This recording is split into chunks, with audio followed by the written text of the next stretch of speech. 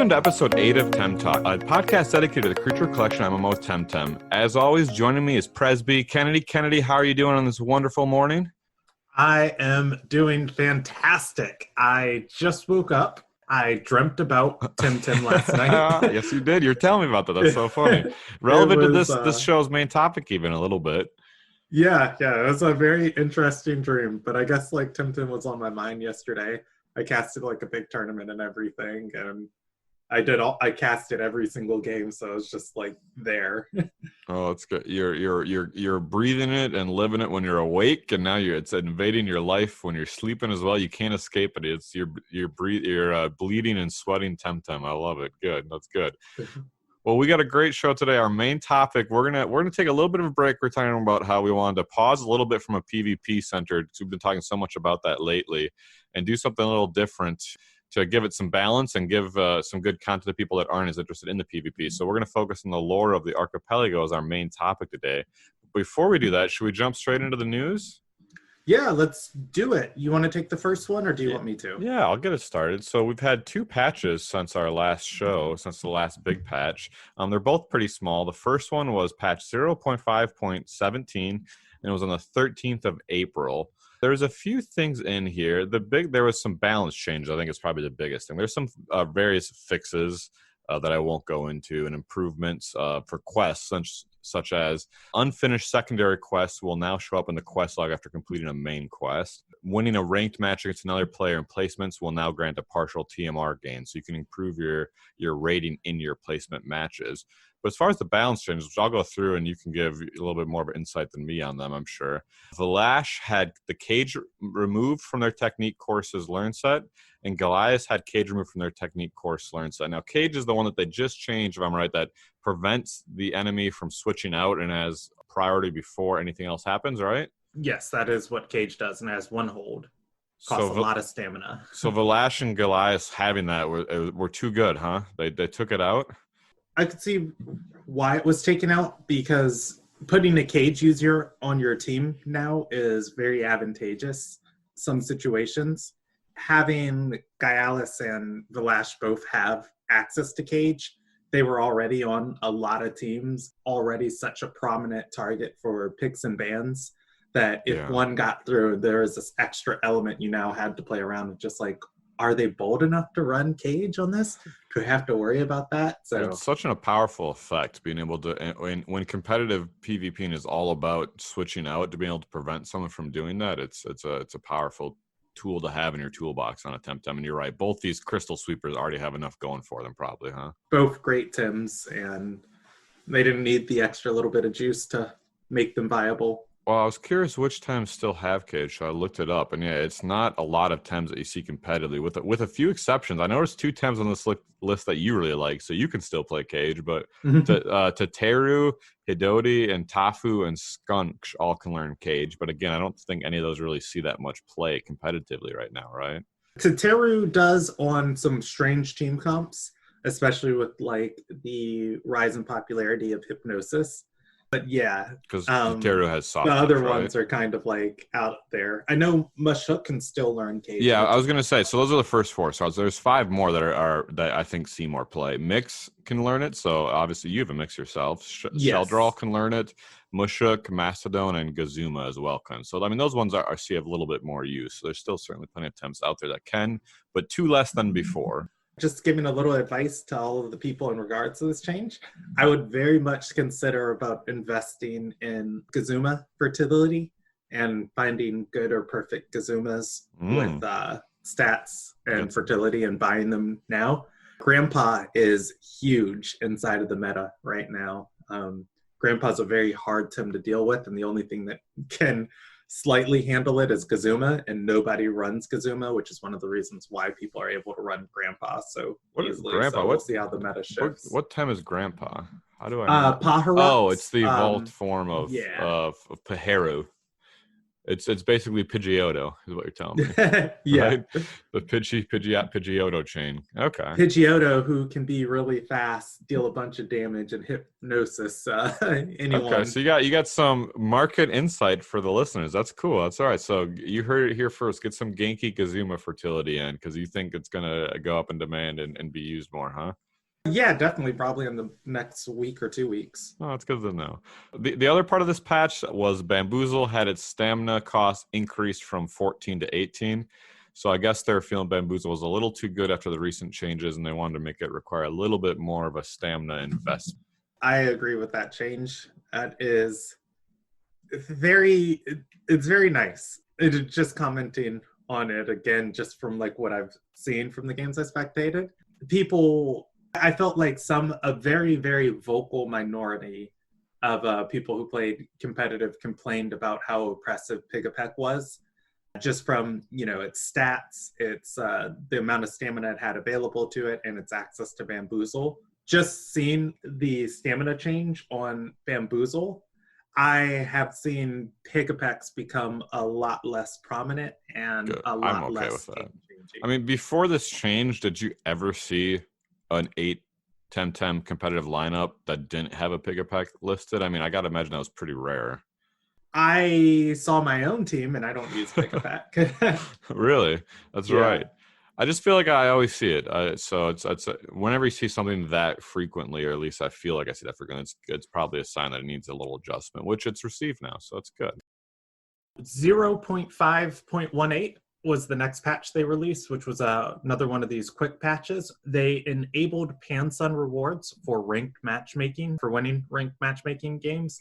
And they also implemented some improvements, which when you're in a battle and you have a piece of gear on a Temtem that uses a multi-target move, before it would flash the gear on each target that the move affects, and that would just like eat up a little bit of a time, I guess, on how long it takes for the whole animation to go off.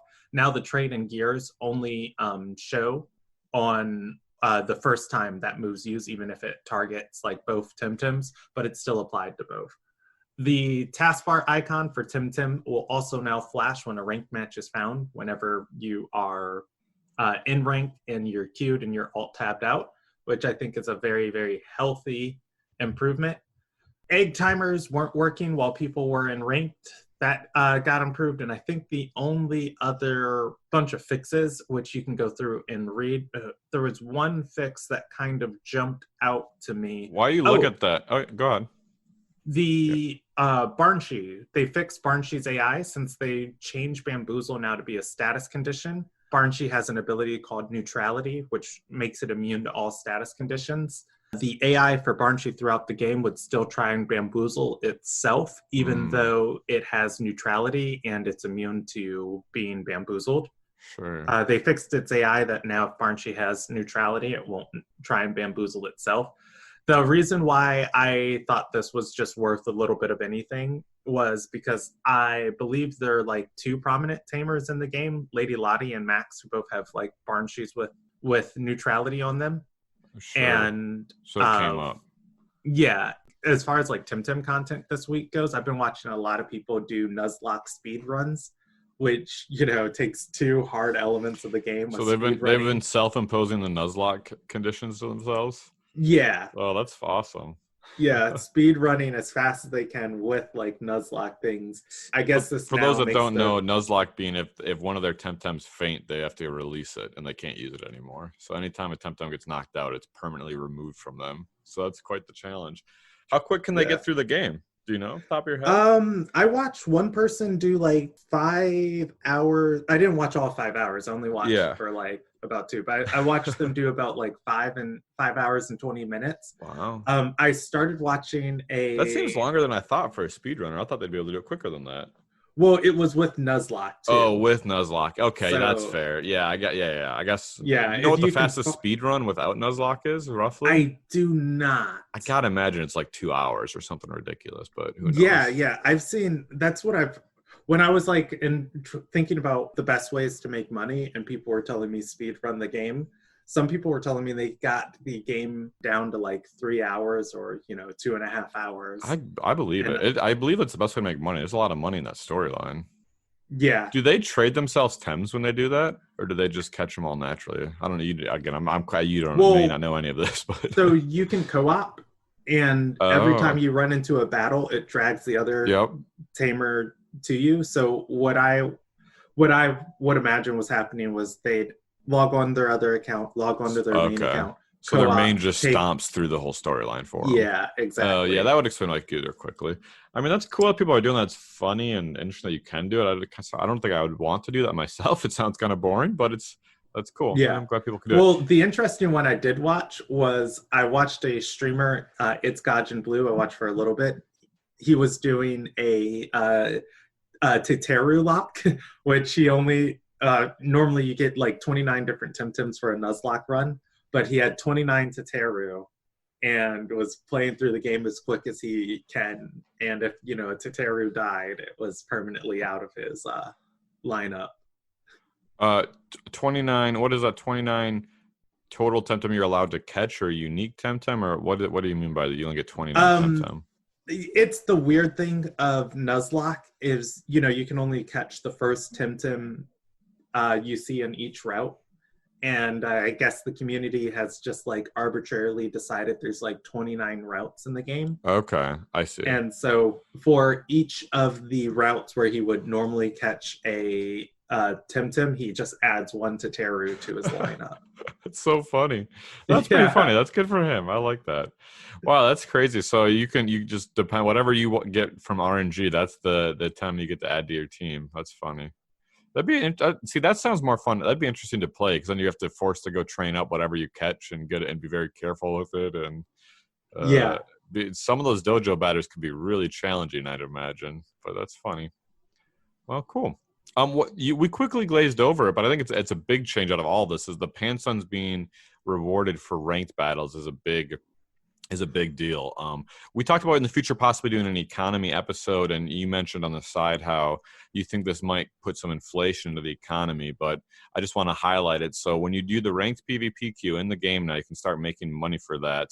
And it's quite the influx of Pansuns into the game and the economy and for individual players themselves now.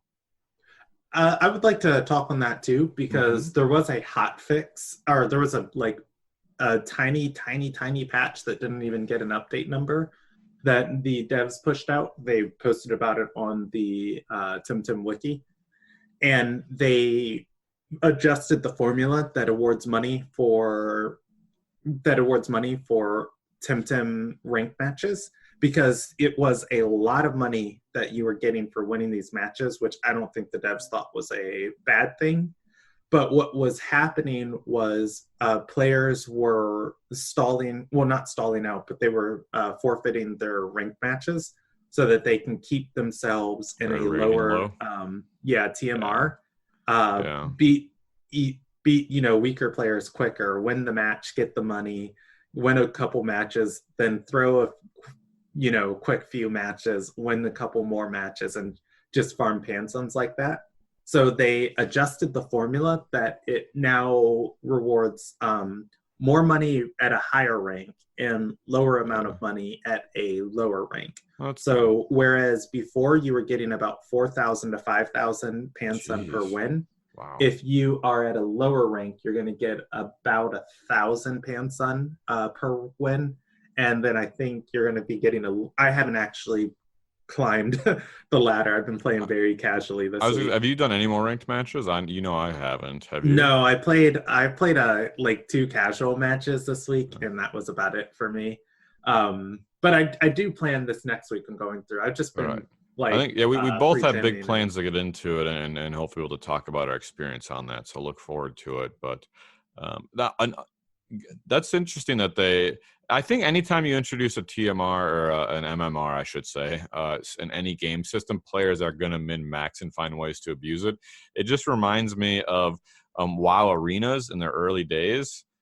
Their PvP arena teams, players would do the same thing. They would tank their rating to as low as possible, so then they could increase it easily and quickly. And then those increases, I don't remember exactly what outcome and the reward was, but there was gains to be had for doing that. So people were doing the exact same thing, and now here they're doing Temtem. So I'm glad Cream was quick on top of it and quick with a solution to think about how to fix it. And you can't really blame players. If you give players a system, they're going to game it, right, and find out the best way to maximize it. So yeah, it's funny. It's funny that you say that, because I do appreciate Krima like being so quick and fixing this and adjusting and watching it, which they said they're going to be paying close attention to it.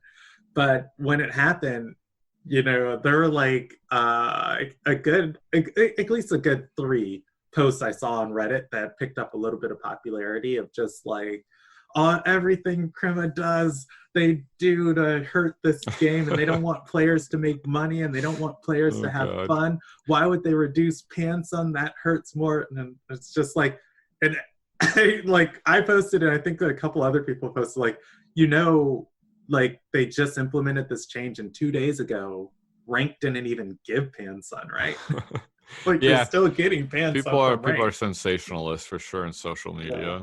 Which is kind of like the telomere hacks, which are just like, oh my God. And it's like, well, you don't have to have telomeres. They're not supposed to be in the game this early. I saw some funny sarcastic posts where people are making fun of people complaining about this, and they're like, everyone in the community basically being like, telomere hacks are a basic human right, and how dare Crema take it away from us, or something like that. Speaking of social media, a few other part of it on the bottom half of our news segment, I've pulled some things out from social media from the developers on what they've been talking about. One of them is just a slight note on the adjustment to the ranked queue, where they talked about the TMR rating. When they posted the patch note, they said, as a side note, since we're still tweaking TMR, we've had to make some arrangements. So everyone who was under 920 TMR was pushed up to 920 TMR. So if you were losing battles or not doing well before April 16th, you got your TMR increased back up to 920. So I thought it was just something interesting to point out and make people aware of. Yeah, I'm still just watching how Krima pays attention to TMR and what they do for it. One of the biggest examples, I think, with a system like this, TMR is very similar to ELO, which, as you mentioned before, was like a chess ranking. And League of Legends use this system for keeping up with its rank ladder and its early couple seasons of competitive play before ultimately they moved away from it. I think that, in a super competitive environment, that ELO and, number comparison algorithm, things like this are great for determining, who's good and who's like the best and how good are you compared to your opponent.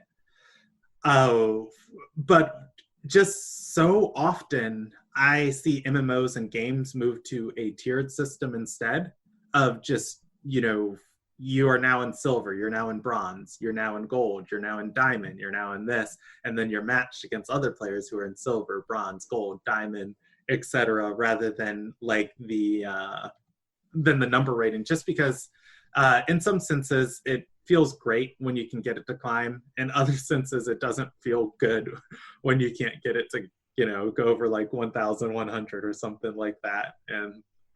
But it's like you're in silver. Congratulations, you're still in silver. You're still in silver. It's just like, okay, this is kind of pleasant a little. They don't forget that they are going to add some kind of leagues like that eventually, but I think it'll work in conjunction with TMR. But they did say that they wanted to add leagues that you can get into and get out of later down in the roadmap. They talked about that. Okay, yeah. And I know this is just the first implementation of the rank system, so we'll see how it grows and develops. Yeah, I think there's a lot ahead of us on this. So another interesting post I saw was someone on Reddit again lamenting and complaining, saying, I think I found a bot, and it's a screenshot of a video of a bot for 20 minutes, and they said, and someone replied and said, yep, they're everywhere. Krima does absolutely nothing about them. And then the Krima game director replied to that comment saying, we're banning dozens of bots daily, man. We just don't publicly advertise it. So I think it's just good. I'm trying to do my part, my PSA, to get this information out there that according to the game director, they are banning bots daily. And so this hyperbole of saying that they're not doing anything about bots or they're just completely ignoring them, I think is inaccurate. So I'm here to spread, hopefully, good information by just reminding people and quoting the director on this topic. So, Well, and I'll speak on that too, because this is one of those double-edged sword type things where, yes, there are bots in the game, and Krima is actively working against them, but they're kind of being macro or micro in their approach of, having to go through and ban these bots. And then when some people who are botting or exploiting get banned, and they appeal their ban, then their staff has to, because I don't think they have a dedicated support staff. A staff member has to take and review the ban to make sure it was, any ban appeal, that it was appropriate. And that takes manpower away from like when they are developing and creating content, which is rough. And then I think they implemented like a macro approach to this last week or the week before. And they had something that went through and basically found people who were either holding exploited Tems or Tems that were gained from via botting, and basically illegal Tems, and people who had a account history that was very similar to botting, and it just, in whatever system they implemented, went through and auto banned like hundreds of people. And some of the people who got banned were like plus OP, who was like one of the biggest Temtem streamers, who I'm fairly certain, and a couple other people in the community were fairly certain, like, he's a legit player. Like, he's not botting or, buying exploited Tims. yeah.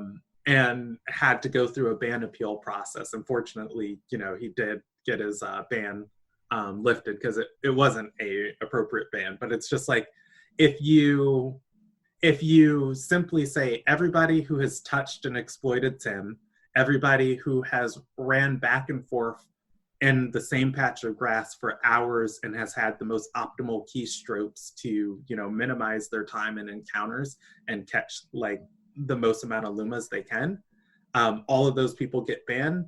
There are going to be lots of players that fall into the cracks that aren't bots.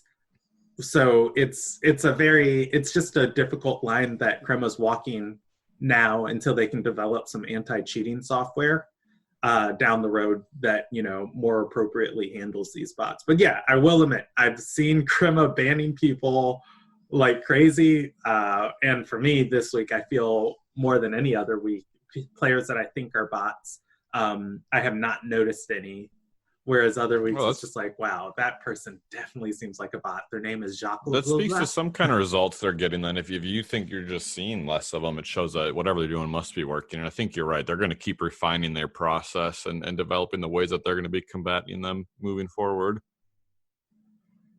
The last social media thing that I saw off of them was another, again, speaking about misinformation or accurate information, and it's very relevant to what we were just talking about.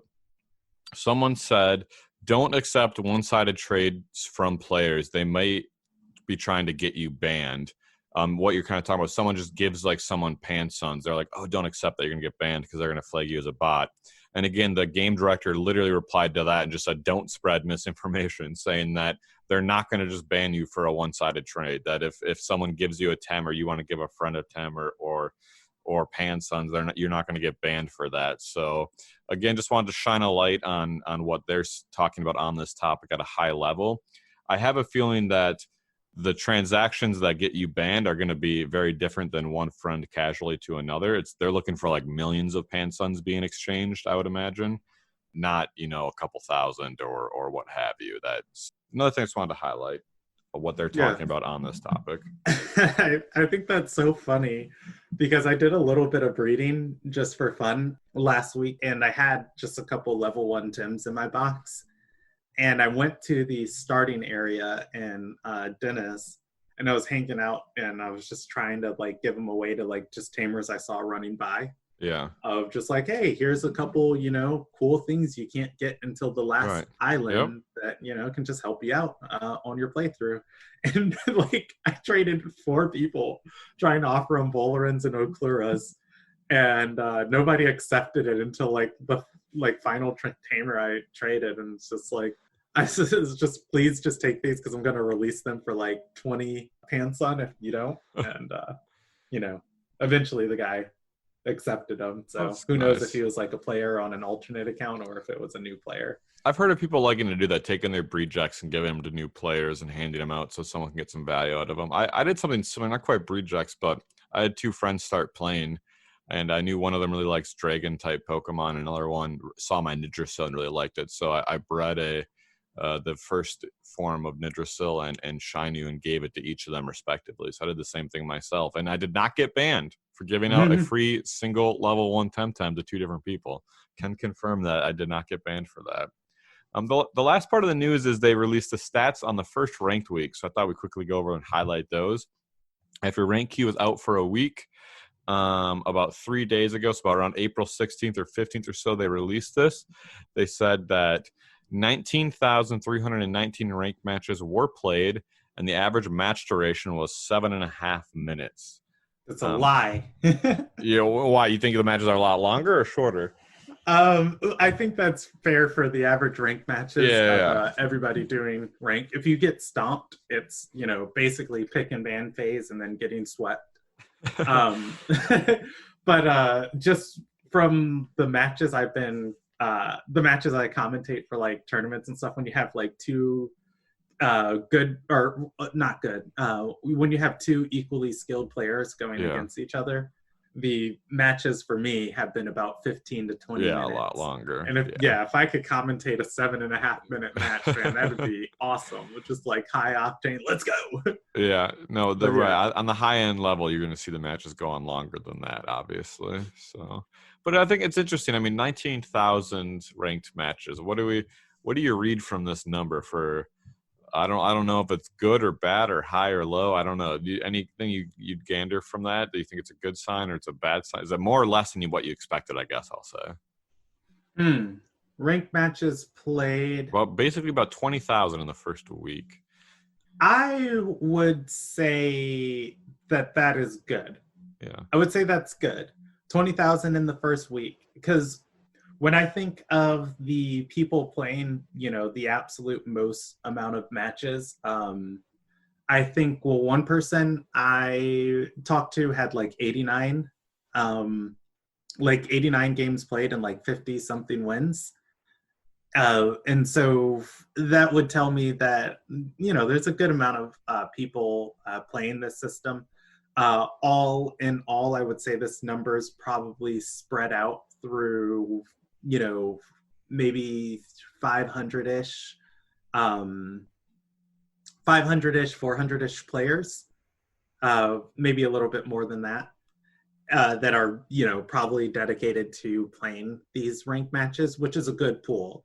Because when I was playing the Temtem Masters bot on Temporium's channel, there was probably about 150 to like 200 players playing ranked.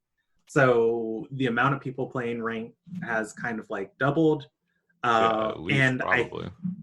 And I think that number is also kind of close to the, if my estimation's correct, I know that number is kind of close to the current numbers of active players or active concurrent players in the game.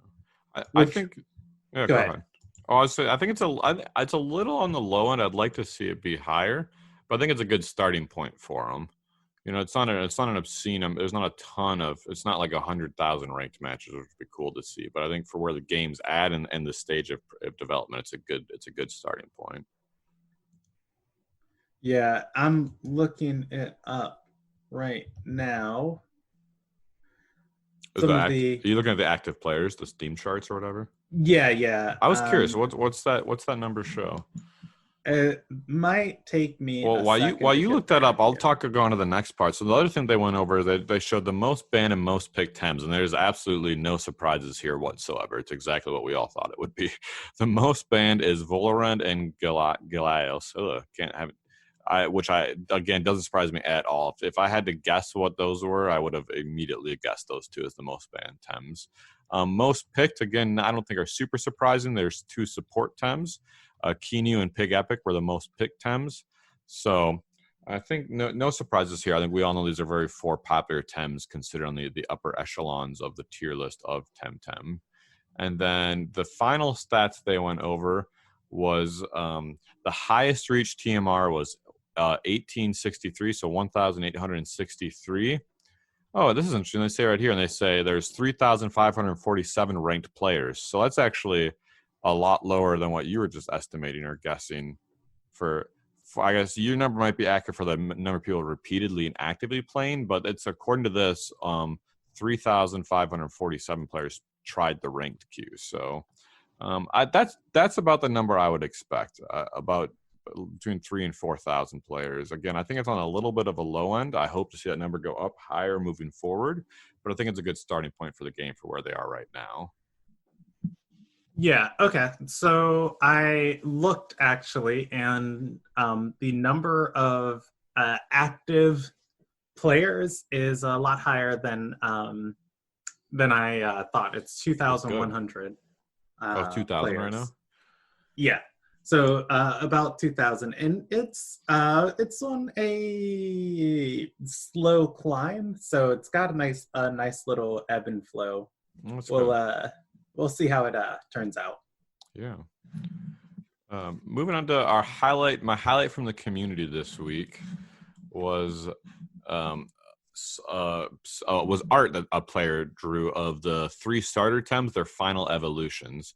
It was posted by user Lichterdregen. I don't know how to pronounce it exactly. Lichterdregen 4 days ago, and it's fan content of the art. So it shows the evolved form of Smashy, Crystal, and Hoochie, and I think it looked really cool. I thought it was worth pointing out, and people should go check it out.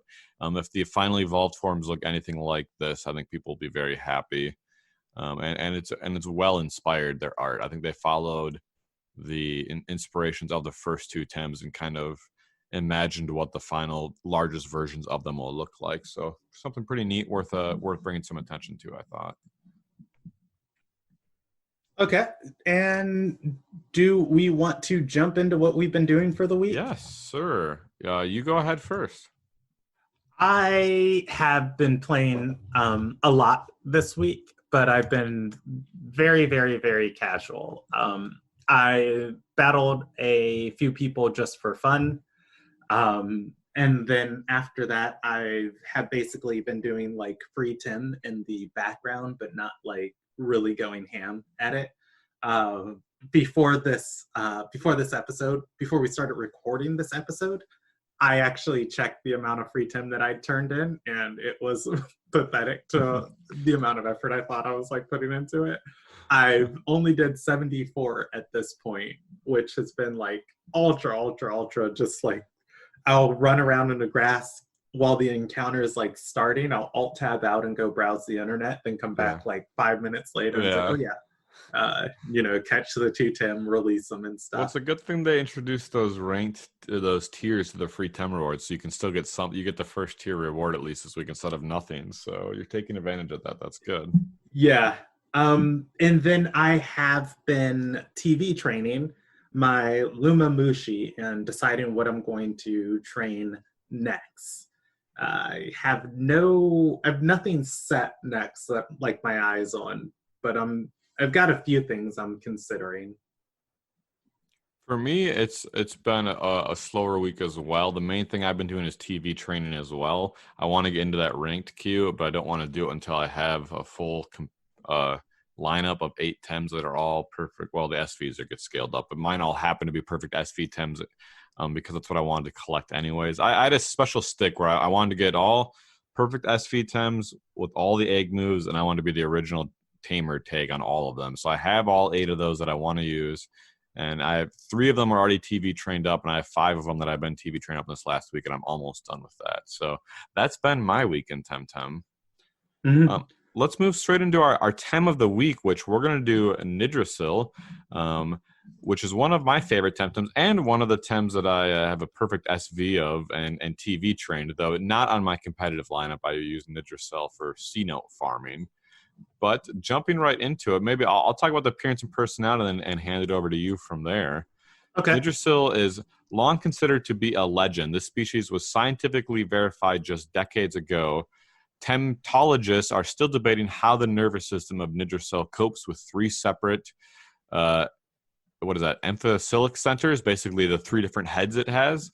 For those that don't know, which I think everyone is well aware, but Nidrasil is the big three-headed snake hydra thing, which we talked about in the past. The name, this is the name that you guessed the name of without knowing that the Nidrasil's name is based on the combination of the words Nidhogger and Yggdrasil, which is from Norse mythology. But I'll let you go from there, telling people about Nidrasil. Yeah, Yggdrasil is a nature and toxic type. It evolves from Orophyll, 22 levels after you first encounter or acquire it. The traits that Yggdrasil has available to it, it has Toxic Farewell, which deals a bunch or puts a bunch of poison ticks on the enemy when Yggdrasil is killed or knocked out by an opposing Tem. Or the other trait it has available to it is Tri-Apothecary, which each time Yggdrasil attacks an ally or attacks an ally or an opposing Tem, it will either put 3 stacks of regenerating on an ally or 3 stacks of poison, of the poison condition on the opposing Tem. Its Tri-Apothecary trait is very, very, very, very, very good. And one of the main reasons people decide to run this Tem, because it can just add so much poison chip damage. Knocking out a Yggdrasil gives you 3 attack TVs, which will just... I don't think you'll ever run into a wild Yggdrasil, so that is less relevant. However, Yggdrasil has a very decent amount of HP with a base HP of 77. Its best stat is its attack stat at 88, and its worst stat is its special attack at 36. Yggdrasil has pretty decent defense too. Because of its typing, it only takes two times damage from fire and wind. But one of its huge benefits is that it takes 1/4 damage from both nature and water. And then also because of its typing, it takes half damage from electric and half damage from earth. Yggdrasil is one of those Tems that gets incredibly bulky with its base amount of stats, with its HP being so high and its defense being so high.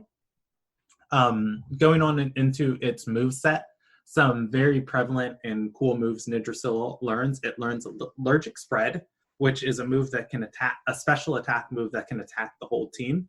If you pair that with its Tri-Apothecary ability, it can attack the whole enemy team and put 3 stacks of poison on each of the opposing Tems, which means that Yggdrasil is able to use Allergic Spread, attack the whole team, and then potentially deal 32% or 36% of the enemy's team HP with all of those poison ticks, which is very, very scary.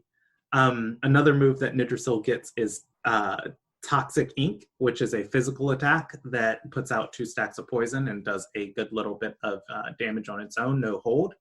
And another move that's very much worth noting is Yggdrasil gains access to a move called Madness Buff. It deals 25% of its HP to itself and gives it an increase in special defense and an increase in special attack. And because it attacks itself with Madness Buff, it triggers its Tri-Apothecary, which would put 3 stacks of regenerating on it, which would heal the Yggdrasil for 30% of its HP. So Madness Buff for Yggdrasil is one of the few Temtem that it's just a net positive to use it on there. I think it's really cool and interesting that how the Madness Buff works like that. Like, Madness Buff is already such a good move that you see used, but to now have Madness Buff be healing you for the damage it did it really makes Yggdrasil unique and pretty cool in my book. Yes, I agree. The other 2 moves that are worth noting Nidrasil gains access to hypnosis. There are other Tems that are faster and better at using hypnosis than Nidrasil, but it's something that it has access to. And Nidrasil also gains access to Bark Shield, which is a really, really great defensive move for boosting base defenses. I would say in general, Nidrasil pairs really, really, really well with Nature Tims in terms of things like Kinu. Kinu will give Nidrasil like all of those defensive buffs from Kinu's protector ability. And the more you can buff Nidrasil's defenses, the more effective it makes at it healing itself. And then same thing with like Kinu's Revitalize synergizes with a nature typing. Nidrasil can also pair with a Tim like Mix that has the energy manipulation that synergizes with a nature type. And then Nidrasil also pairs really well with like Ukama for its toxic typing, and just being on the field to get those synergies flowing. Yeah, I've always really liked Nidrasil. I have one, like I said, for PvE for catching and C-Note. We kind of talked about in our ways to make money, I think in the past, we talked about the exact setup. I use a Nidrasil and a Saku, and they can put the poison debuff on both of the enemy Tems that you're trying to catch, and the Saku just keeps healing. But maybe you're kind of convincing me that maybe I should switch Nidrasil onto my competitive team, since I have one that's trained up already, and use it along with the Kinu. So that's something I'm gonna have to keep in mind. Maybe one less TV training I'll have to do. We'll see. Yeah, I watched a Nidrasil this weekend on the tournament I casted. The Tamer got it to like +3 special attack, +5 special defense, and Wow. +5 defense. And it was his last Tim, and he just tanked like 8 hits from enemy Tims before cool. the Nidrasil finally went down. But each hit was only dealing like 6 or 5% of its HP, and it was like Madness buffing itself to get regeneration. Just to heal, yeah. Yeah. Well, and Madness buff increases its defense too, right? Even further. On top It of that increases its special defense, Special but you can defense. only have 5 stages of special defense, Right. which is like 250% additional. Well, like you said, it's got naturally high, just the natural stats on it. He has a high defense, a high HP already. So it's just, yeah, he's a cool time. Very cool. So for our main topic today, we wanted to talk about the lore of Temtem and the world of Temtem. Like I said, we wanted to pump the brakes a little bit on all the PvP focus and look at the other aspects of the game for those that are interested in that sort of thing, which I think is really cool. And some players maybe don't pay a lot of attention to, but I think will be fascinating once they hear about it. You've been talking, Kennedy, about how you wanted to do a lore episode and speculate a little bit about it for a while. So I'm going to maybe introduce this first bullet point, and then you kind of and go from there on your thoughts and speculation. So as an introduction to the world of Temtem, on their Kickstarter page, they list a lot of information from their lead narrative designer. And they talk about how in this world there's spheres. There's a middle sphere, an upper, and a lower sphere. And the middle sphere is the airborne archipelago where we play the game, and there's these 6 floating islands. And then there's a down below and a high above as well that they don't know a ton about, that are very mysterious. But in this middle sphere is the airborne archipelago, which is again where the game takes place. And it's based on 6 islands that are floating around something called the Pan Sun, and that's where the money for the currency comes from. And I was telling Kennedy beforehand, like, I didn't even know that was really called the Pan Sun when I was doing my research for this. I think it's pretty funny. And then the Pan Sun is partially covered by rocks. There's a great graphic online that you can see of the 6 islands floating around this big glowing orb with like these rocks covering it. And as the islands float around it, that's what creates the day and night cycles. The rocks block the sunlight coming from the Pan Sun. So some islands are at night and some are on day, just like, we have in real life here. Yeah. And floating around the Pan Sun, along with the rocks, are the 6 islands, too, that the whole game takes place. The first of which that our tamer Before is from. before you even Oh, go into go the ahead. islands, do you want to talk about the down below and the high above and your thoughts Yeah, and yeah, guesses I now will before we jump into these, actually, or do you want to come back to that later? What because would you want to I've do? had a little spiel on this Yeah, yeah, yeah. No, for this a is your while. time and your place.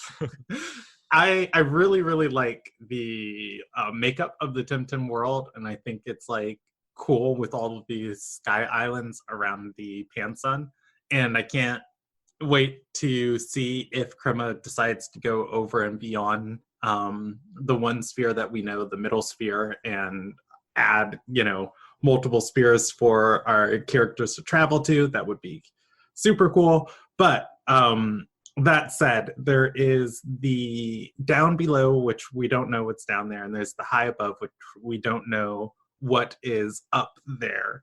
One thing that's kind of always bothered me about the makeup of the game is that the islands are like in a gravitational orbit around the pan sun, but the players aren't pulled, towards the center of where the pan sun is.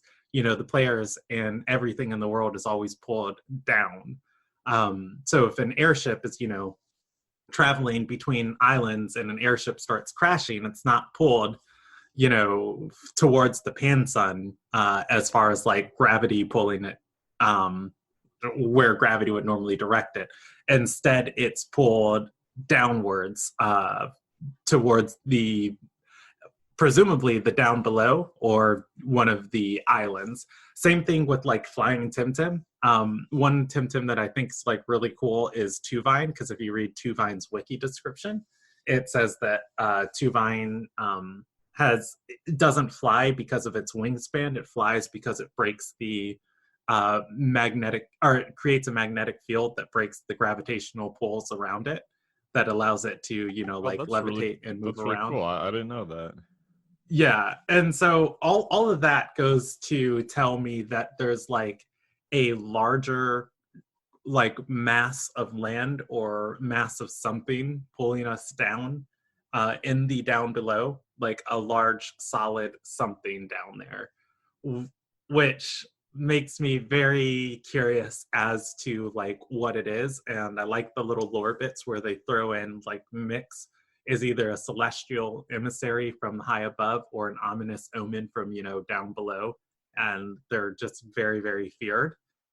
um but yeah, as to what it is, I really hope that either Krima adds some more mystery as far as alluding to what's down there, or they adjust the world to make sense in a way of just like, oh yeah, it's just like this huge empty void down there, and the reason that we're pulled downwards is because some cool reason. Although, I mean, I am by all means not a physicist, and I'm about to go into the science proportion of the podcast, which I don't know anything about.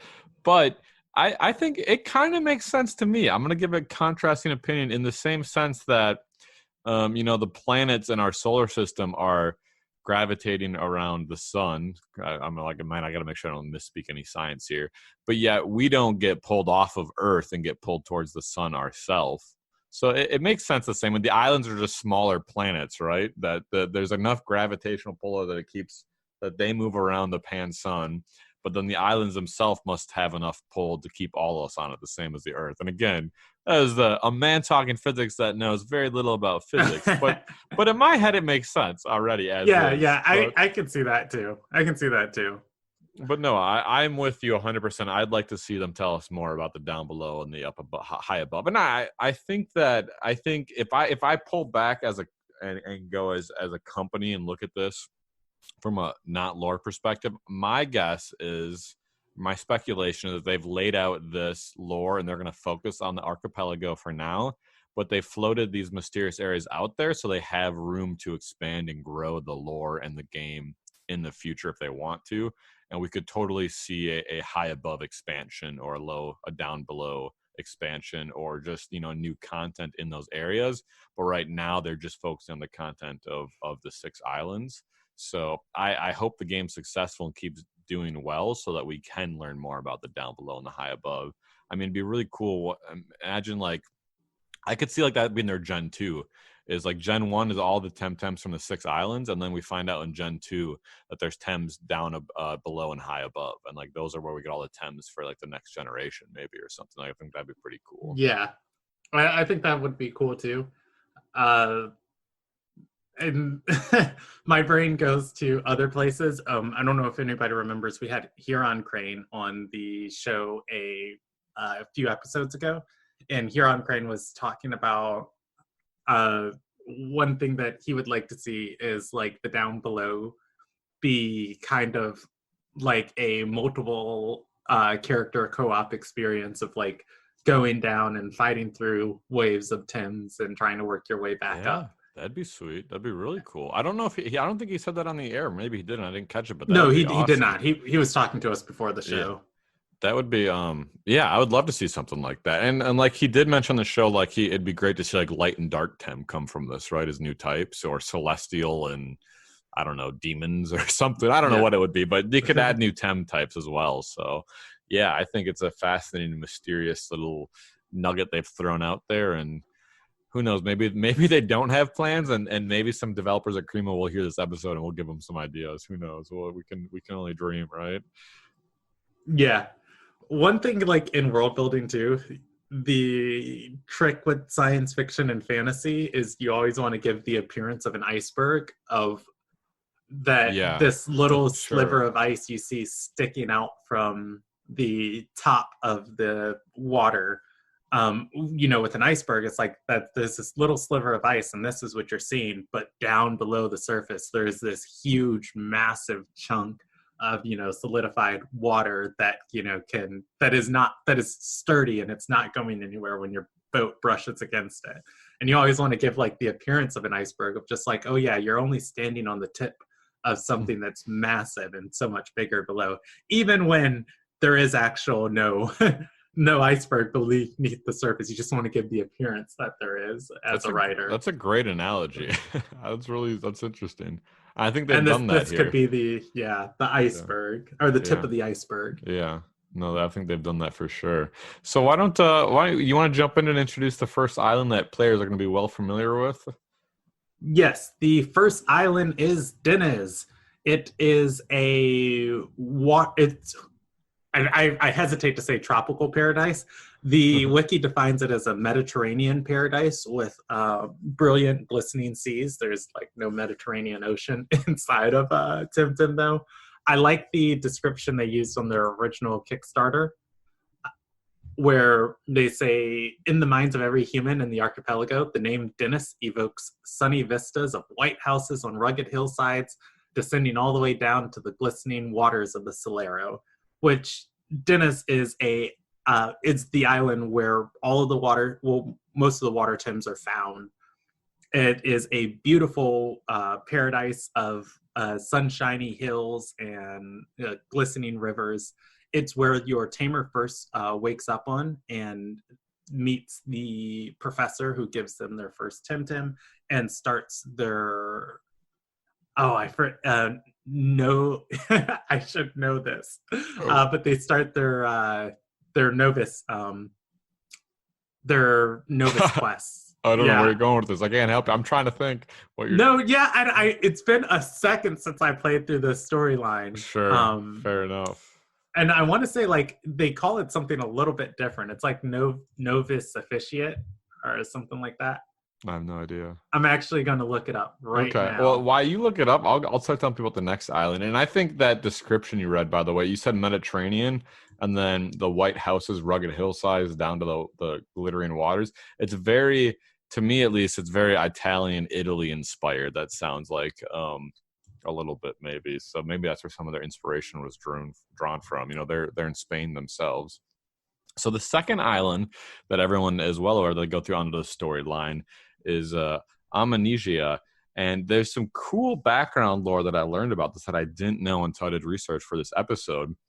But it says that legends tell of a great volcanic eruption that shook the great peninsula of old, breaking the mammoth island into smaller chunks. And that is where Tuca, Omanisha, and Kisuwa all came from. So these three islands that are by each other in the archipelago used to be a single island and then a big volcano eruption broke them into the smaller islands that they are now. And this particular island is actually, as players are aware, is a bunch of smaller islands floating together, and they've connected them with bridges. This island is well known for the Anak volcano, which is, of course, where there's a lot of fire Temtem swimming about in the lava pools, but there's also the jungles and a lot of nature Temtem. And I'll briefly add on to the previous section.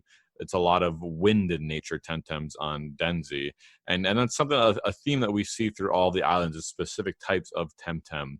So in reviewing these, it's cool to learn about the lore of the areas we've already seen, but we'll be able to talk about the islands coming forward that we haven't seen and give some players some insight on what to expect, what types of Temtem they're going to find there, and what's in store for them. With that said, Kennedy, did you figure out what you're trying to say? Yes, it is the Apprentice's Eve that the characters start on that. And I kept thinking like Novice, Initiate's Eve, something. Apprentice, what is that? Apprentice Eve? That's like the day when we get our Apprentice's Eve. Yes. And that's when we get given our first Tem. Yeah, as the player, you start off on Dennis on Apprentice's Eve, which is the kickoff to your adventure to becoming a Temtem tamer. Do you have anything you want to add on the Omanasai? Otherwise, go into Tukuma.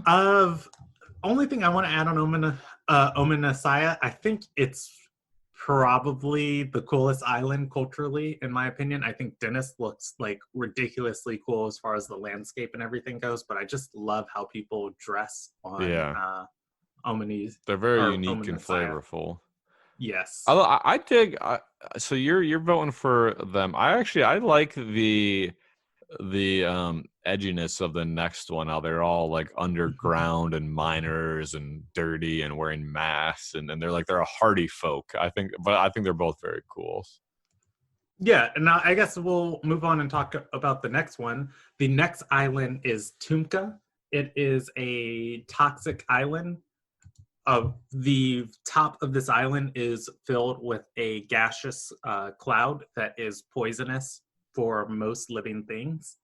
The cloud pretty much makes the surface of this island uninhabitable for humans, and humans have decided to live in a cave system far beneath the ground, and the toxic waters of the surface drip and make their way and through all of these rocks through the cracks, and is slowly naturally purified into drinkable water where civilization has like spawned under the surface here. And Tumka is the reading the article they have about it, it is the darker side of the Omanesian story. That's what I'm saying. I like those dark edgelords living on Tukma. Yeah, and on Tumka, you will find a bunch of toxic Tims on the surface, and you'll find crystal Tims underneath the surface in the caves that they live in. The sport of Tumka is rock hopping, which introduces our next form of movement we get in the game. You get a grappling hook made by this cool type of weed they have on their island. I forget what the weed's called. It's like question weed or something. But one of its properties if we know anything what you remember, you're just making stuff up again now. You said Nova Addis and there was Apprentice Eve, so now you're just making up weed names, aren't you?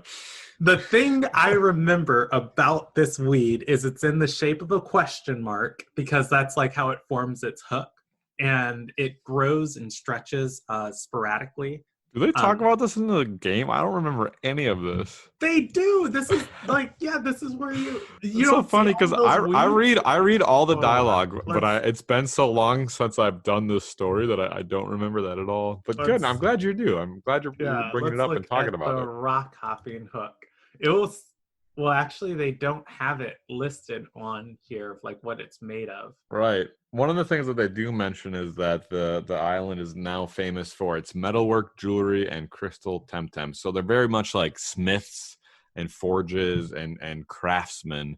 So you kind of get it's cool because you get these feel of the different people that live on the islands. Where on the first island, they're kind of I don't know. They don't really have a stick. They're just happy people living in this nice weather, and and the kind of the most ordinary, I guess I'd say, and that makes sense for where you're starting out. Then you move to the second island, and they're very tropical and more tribal. And then here you have all these um, people wearing these miners and these blacksmiths and these people wearing these suits. And there's like on the surface, it's like bandits up above almost even. So they definitely have their distinct character and flavor going through these. Did you find any rock hopping pictures or confirmation of? I am looking for it now. I think I know where to go to find it, but I have not brought up the article. Sure. Well, I'll keep moving along. So that covers the three islands that we've seen so far, but there's three more islands coming, and we know in which order they're coming thanks to the roadmap, and also just due to the lore in general. It talks about how on Tukma that the old way that the people used to travel is they used to rock hop from that island to the next island, Kisiwa, but now that's been replaced by faster and more reliable airships. But as we know in the storyline, we're not able to use an airship, so we're going to rock hop our way there like they did in the old times. Kisiwa is called the Desert Jewel and is the hilly cousin of Tukuma. Its main feature being the impassable Kilima Range that divides the island into two distinct halves. Hotter and dried than any of the other islands, Kisiwa features an unrivaled variety of landscape. The Temtem featured here, as you can probably maybe guess, is going to be Earth Temtem. So we're going to see a lot of Earth Temtem finally, and it helps us speculate on what kind of Temtem are going to get introduced in the next patch. It's going to be neutral and Earth Temtem. That's what this island features, so we know that's what's coming towards us. As far as the people here, they're very tribal. And it said once warlike and divided, the tribes have long been united under an informal but highly effective federation. And the slow and dangerous rock hopping route has been replaced with an efficient airship service that transports people, goods, and Temtem to and from the Bisney terminal. So that's what I have on Kisiwa. Anything to add or speculate, or what you're looking forward to seeing yourself? Nothing to add or speculate. I can't find the information on that weed, so I'll look at it in game later, and I will message you. Made that up. You're like, just making up your own lore. It's here. Nothing to add on Kisiwa. I guess all I would say is, before I let you introduce the next island to people, is that if you're wanting to prepare for the storyline, we can speculate that there's going to be that the dojo will have a lot of earth and neutral Tems. So you want to get any Temtems ready that are going to be good against those types if you want to have an easy time reading through it. I have a feeling that the storyline in general is going to be easy for everyone now because we've all had so much time to catch and level up Temtems that it's funny that like story lore wise in character, we're all like struggling through these first three islands and these dojos, and then all of a sudden on the fourth island just have these massive powerful TV SV bred trained teams, and we just are going to annihilate dojo leaders, but we'll see what happens.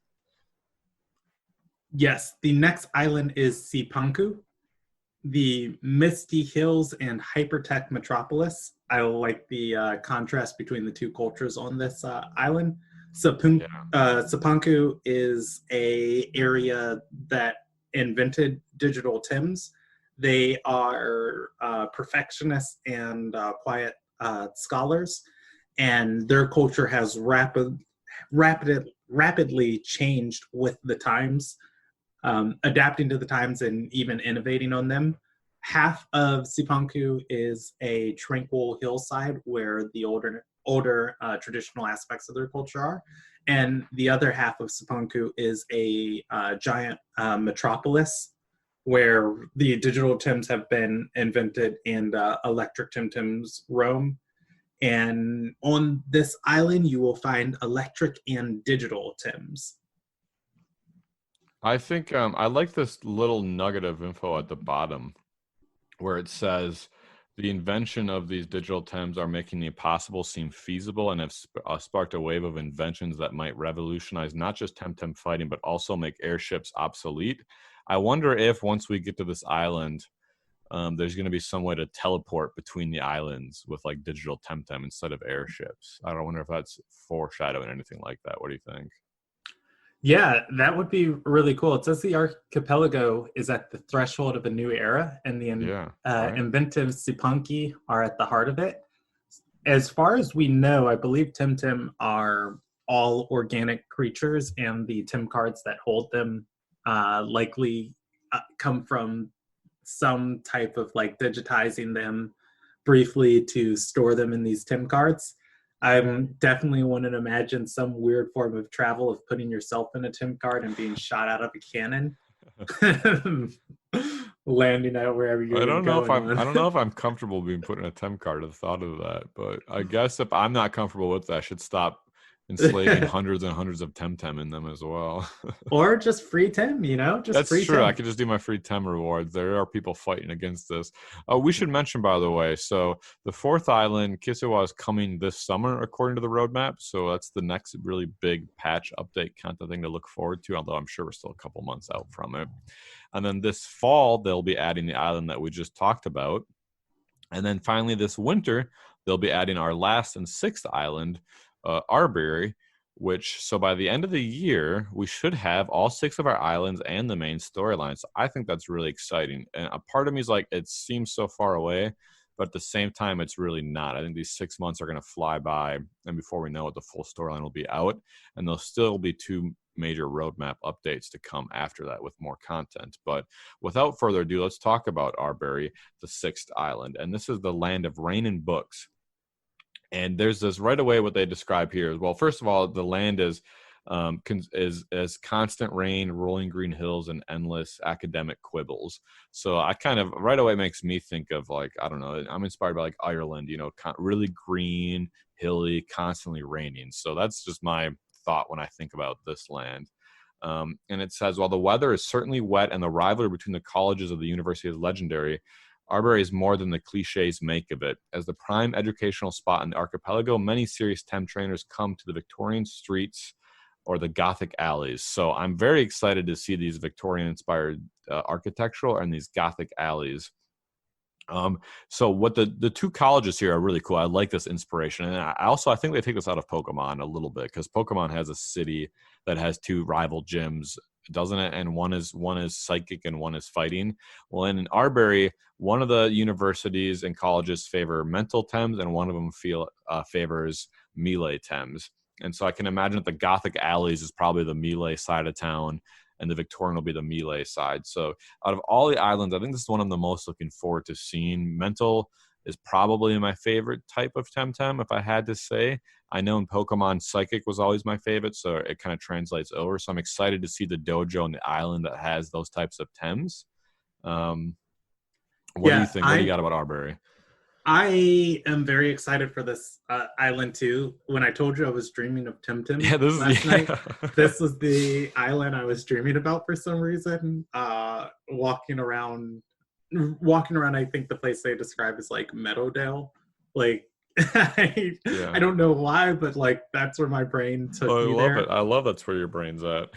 One thing that I think is really cool about Arbery is it's one of the locations they use to kind of signal Temtem as a game that's suited towards a little bit more mature of an audience. Because when you get your first Tim from the Professor Constantinos, if you choose Smazzy and you ask him where he got the Smazzy from, he was like, "Oh yeah, I was in a pub brawl in Arbery and I punched a guy and took it." Yeah, and I like, and then shortly after that, they talk about the prospector he's gonna meet the dojo master from the first island for drinks as well. I was like, man, this game's talking about drinking. I love it. I'm in. Sign me up. Yeah. So I'm very, very excited about this location. One thing too, like on that's worth noting for all of these islands. I think every island except maybe Amnesia has well, I guess it's the only two other islands. They have taverns all across the island that are either built into the storyline or be built into the storyline. There's a tavern where you get a lot of quests and talk to a lot of people in Tumka, and then in Dennis down the Solero River at that town that's on the other side of it, where you're supposed to go and talk to the lady who is holding up the airship from going. you're supposed to talk to her inside the tavern, but if you notice the tavern, or no, you're not supposed to talk to her. There's another guy you're supposed to talk to who points you to her. But the tavern has a work in progress sign on it, Yeah. as hasn't completely been coded yet. And so Yeah. he's just like sitting outside of it, just waiting for it to open. Yeah, there's a lot of little buildings and nook and crannies that we can't get to right now. Even on the islands we've been to, like with the rock climbing gear, which I don't think we get till late in the storyline. There's little areas on that we haven't been able to access. So even though like we have half of the game's islands available, we have not all of the content available on those islands. So we really have less than half of the physical space to inhabit and explore so far. So that makes me And excited to think about what's coming. that also goes hand in hand to state with, I'm fairly sure player housing is going to be on the Amnesia, as there's a little space. Yeah, yep. Yeah, there's a tall row or something like that. Yeah, yep. Yeah, and then there are just like other little areas dotted across these islands with, more work in progress things. Like there's a furniture store on Dennis that isn't open yet, and then there's like another building, I forgot what it's named, like way off in I remember the corner. before even the Sci Park came out, there's that ledge that you rock hop across, and I like went up to it, and there was like a work in progress. I'm like, man, what is this all the way back here? And then yeah, sure enough, a few weeks later, they opened up that whole part of the map, and there was a lot of space behind that. So, you know what's Yeah, funny? PSA for hopefully everyone else has figured this out by now. But on my first playthrough on Denza, when you go through the tower and you fight the lady, what's her name on the roof? Lottie. Yeah. And then you go on in the storyline and you get your surfboard. Like you don't have it immediately when you're in there, but you can come back later with your surfboard once you get it. And then you can surf out the backside of that tower. And it like you go around this whole northern part of the map that's all water. I didn't even catch that the first time playing through the game, and I completely skipped that whole part of the game and all the quests and the items you can get back there. And the second time playing, I just, for some weird reason, happened to go back to that with my surfboard and pop through there. And I was like, oh my God, there's this whole part of the map. And I kept looking at the main map being like, man, how do you get to this big water up north? It must be like way late in the storyline. So just in case anyone else is like me and still hasn't figured that out, go back with your surfboard and surf out the back side of it, and you can unlock the other, like the top half of that zone still. So Yeah, I won't spoil any content there, but it is also where you find the Coward's Cloak after a couple things happen. That's pretty cool. Well, that's what the funny part is. My friends I was talking about the game, they're like, yeah, is there an EXP share? I'm like, no, there isn't an EXP share item. Like, I hope they're probably going to add one somewhere in the storyline. And then, like, sure enough, a week later, it's like, oh, there is one available. You can go get one. So, anything holistically that you want to still talk about on lore or mention that you didn't get to discuss I would speculation? say, I would ask you, what is your favorite aspect about the Temtem world? And then what's your least, let's flip it. What's your least favorite aspect? And then what's your favorite aspect? And then what are you most excited about? Can you answer that while I think about it? Do you have your answer ready to go? I need to think about this. Let's see. What is my least favorite thing about the Temtem world in general is all of the tamers using ultra super cool Temtem in my face on the first island. They have Focus, they have Sparzy. Yeah. And all I have access to is the things that are on the first island. I want to go off top of that and say that I think my least favorite, and also, but I also like it, is I was a little frustrated about that all the Tem are locked by types by island. So you can't get any cool, like you said, fire Tem on the first island, and we can't catch any mental Tem right now, and you can't get any crystal Tem till later. But at the same time, I actually really like that. I like that the islands are themed, and that the Tems have like biomes and ecosystems where they're found by certain typing, and it makes it really fun that the second you get to the volcano, I don't know about you, but me, I went and caught like every fire Tem I possibly could right away, because I was like, oh man, finally I can get fire Tems. Same. Same. I wished that there was like a little bit more diversity, I guess, of like the cultures intermingling, like with the airships and like the professor and stuff, and maybe just like 2 or 3 NPCs across the first island that are Yeah. just like, oh, I'm here to catch water Tim. Can I trade you this water Tim for one of these 3 Tim?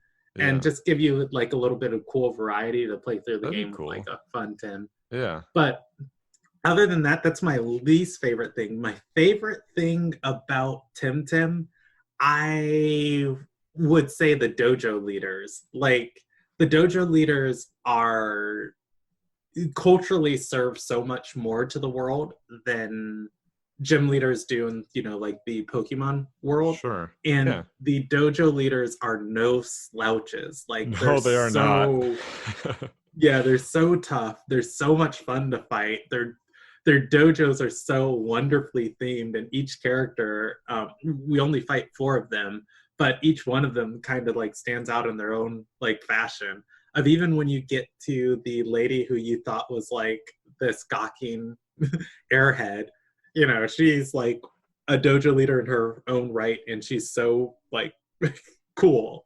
But I really, really like the dojo leaders. I can't wait to see what they implement with The them. dojos in general are really cool. I love all of them. I mean, it's been so long since I played the main storyline that I kind of forget how great it was and how much I loved it and how much that's what pulled me into Temtem, because I couldn't stop playing. Like when I found out about Temtem, I started playing. Like I just couldn't get enough, and I was exploring every little nook of the story, and talking to every trainer and exploring every room and cave. And the dojos, yeah, the dojos are great. I don't think on my first playthrough I beat a single dojo leader my first attempt. I lost to them every single time, and I had to like reevaluate. Go, okay, what happened there? What kind of tem are they using? What kind of tem do I need to use? And I like that I had that thought process and that challenge. Yeah, you can go online and just read about guides and what kind of time they're going to use, and you can go in there with predefined teams. But if you're just playing the game in a vacuum and not looking at third-party information, it's a very fun challenge playing through the dojos. And with that said, I'm most excited about dojo wars and club wars and controlling dojos ourselves as players. Part of my dream playing Pokemon is I always wanted to role play as a gym leader or a gym NPC trainer or just like a gym member and like have my own gym to hang out in and battle trainers and do that. And so I love that there's going to be dojos in Temtem on the islands that we can take control of and get rewards for and interact with. And I can kind of live out that fantasy finally. And I can, in some form and variety of at least, be a dojo member in Temtem. So I can't wait for that. And I only hope that I am good enough at competitive PvP battling to be able to be relevant and participate in it and have good Temtem for it, which hopefully I'll get there by then. So I got lots of time. The thing I think I am most excited for me, I would say it's player housing. I'm always interested to see how they implement like player housing and what I can do with it. And especially if like I can play around with my Temtem in it. But I guess lore-wise and more related to the world, the thing I would be most excited for, I'm very excited to see how our relationship with like our character with Max evolves. Playing through the storyline, getting near That the kid end. is a villain, all right? He's a villain, and we got to stop him. Yeah, exactly. Like Max kind of alludes to some bigger stuff going on that, he's been involved with that's, strokes my interest. I Actually, saw a post. can I pause there? That's a very good point. We should talk a little about. And again, I'm rusty and I'm not researching prepared. But can you remind people or remind me even just what is going on with this? We're fighting an organization. It's kind of like the Team Rocket of the game, but it's not Team Rocket. Do they have a name? The people that, or is Yeah, it just the Team follow? Bell Soto. Yeah. So what do you think is going on with them? Let's talk about them a little bit. And I'm gonna continue with the original thought as well. But you made a little light bulb went off in my head that we should touch on them. So I did a big old goof when I was playing through the story, and I will say what that goof is, but I'll just run people through the storyline without spoiling as much as I can.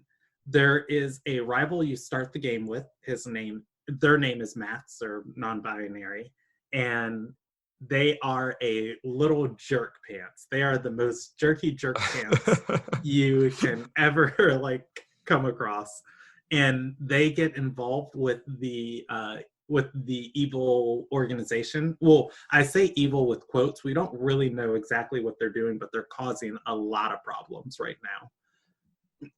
They get in your rival gets involved with Team Bel Soto, and you constantly have to square off against them as they are doing things throughout the world of Temtem.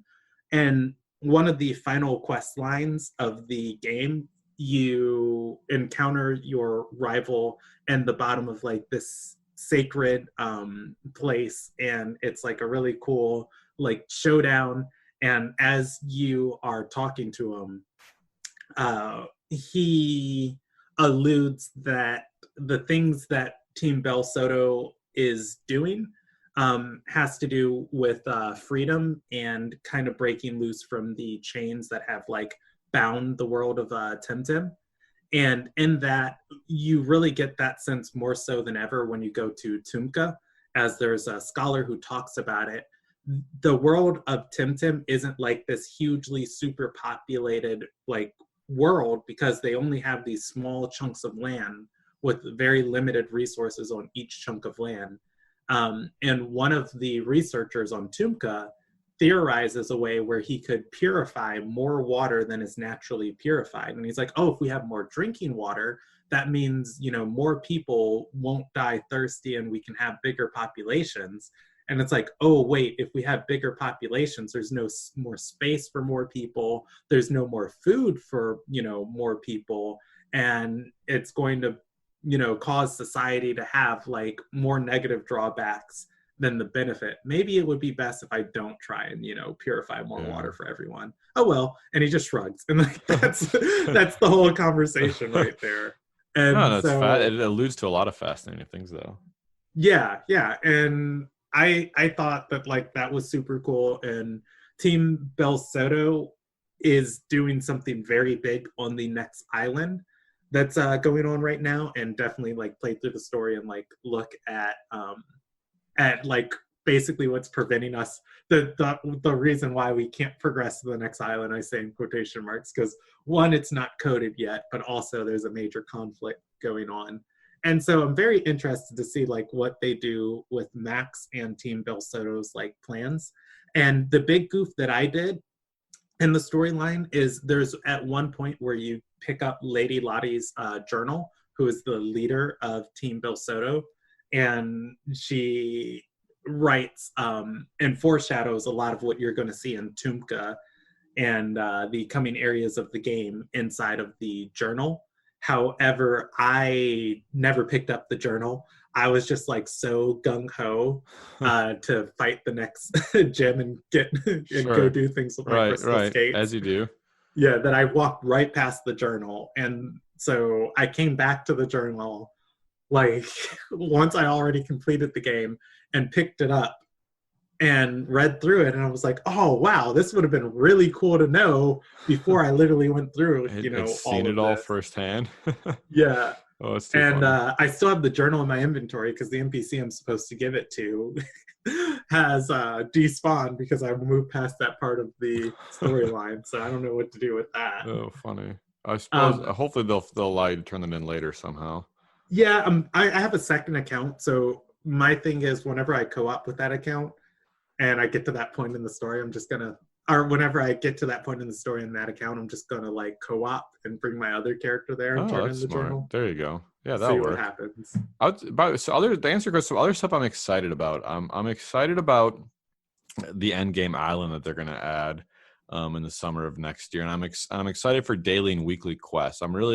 We kind of have weekly with the free Tem, but it doesn't get me going. I'm excited for something that can log in today and be like, oh, I gotta go do my dailies in Temtem. I'm a sucker for that kind of content in games, so I'm also really looking forward to that, as well as the mythical Temtems. I can't wait till they start adding our 3 mythical Temtems, and I can't wait to catch all 3, and I'm gonna do whatever I need to possibly do to make sure I can catch all 3 of them, of course, as I think most players will be. But I think on that note, I want to jump in and like say something funny I saw on Reddit. Mm-hmm. One reason why my mind's been on like, what do they have planned with Max? Somebody posted on Reddit the only way to make Max more of a jerk is to script a part of the storyline where you have to co-op with him to get through like an area. Uh-huh. And there's a scripted Luma encounter, and he one-shots it, Before you can knocking out catch the it. Luma, so neither one of you can catch it. I would say either knocks it out or throws a temp card and catches it for himself. What either way, but yeah, I saw that post. I thought that was so funny. The game director actually posted that, reposted it, and said, when your community gives you ideas for programming into the game or something like that, and then like an evil laugh behind it. A question on Max: do you think Max will have a redemption story? Do you think he's going to come around and be redeemed in his actions? Or do you think or maybe we're going to see a bigger picture and he's been seeing something that we haven't in some gray area where he's not pure evil? Or do you think, as he's kind of portrayed right now, do you think he's just going to be a mustache twirling evildoer and you're never going to like him or he's never going to be redeemed? I mean, what's your guess or your theory? I would. I'm a D&D player, and I think a lot on the D&D like alignments, and I would put Max as like chaotic neutral rather than chaotic evil. Yeah. I mean, he's just very self-centered and self-focused, and the world can crash and burn around him as long as like he's having as long as they're having a good time. And so with that, I would say characters in that aspect that don't have empathy have a huge chance for character growth when they learn to be mindful of like other people, of just like, what, my actions have consequences. It hasn't been foreshadowed or shown that Max is going to have that level of character growth. No. So I would say that Temtem is probably rocketing towards a point where you really get to stuff it to Max and make up for all of those times they've stuck their tongue out at you. Yeah, I think that's right. I love a good redemption story. I really do. I was, other pop culture type of things. I was very happy for Kylo Ren's redemption story from Star Wars. Same for like Jaime Lannister from Game of Thrones. So, but I don't want to see one for Max. He's not interesting enough as a character or have enough depth that I'm curious for it. I'm very happy that we can just stick it to him and teach that guy a lesson. But we'll see what happens, I guess. Yeah, when I think of it though, I think of Team Bel Soto kind of like pirates in a sense of just an evil organization. Yeah. And if there was anything that I would hope to see from Max in the story, it would be like, because I don't feel like Max is malicious. I feel like Max just isn't mindful, and the maliciousness of his actions is that he does things without respect for other people. And I would say that like the freedom seeking nature of Max, it would be cool to see like them get in charge of Team Bel Soto and how that could change, because I could imagine that as something kind of like the Straw Hat Pirates from like One Piece, as far as oh, you're a pirate, which is something that's traditionally evil and bad. Oh, but you're just like a pirate, like Captain Jack Sparrow, where it's just like you just kind of want to do what you want to do, right, rather than that'd be cool. I'd be very happy for that. Society. Speaking of pirates, you all this talk of pirates. I would love to see like actual pirates on like airships pirating other airships in Temtem. That would be cool, a little cool thing that I maybe a little add to the game, or there'll be something along. But let's start wrapping this up. Do you got any closing thoughts on this lore before we finish for the day? Closing thoughts? No, that's about everything I had on my mind. I think it covered it well for me too. Why don't you let people know where they can find you online, Kennedy? You can find me on any social media as Pres B Kennedy, PresBkennedy. I shoutcast tournaments on for Temporium. We stream every weekend on Saturday doing something. We will find great competitive content for Temtem, and we will stream it for you. So yeah, you can either search me on YouTube or anything Pres B Kennedy, or find me on Temporium. Go search out good Temtem content. And the show TemTalk, we're here on YouTube, so subscribe to us there. Hit that notification button. Send us that like. Help with the visibility. Similarly, if you have an iTunes account or an iPhone, a 5-star review of our podcast format would be great there as well. Thank you, everyone. Until next time.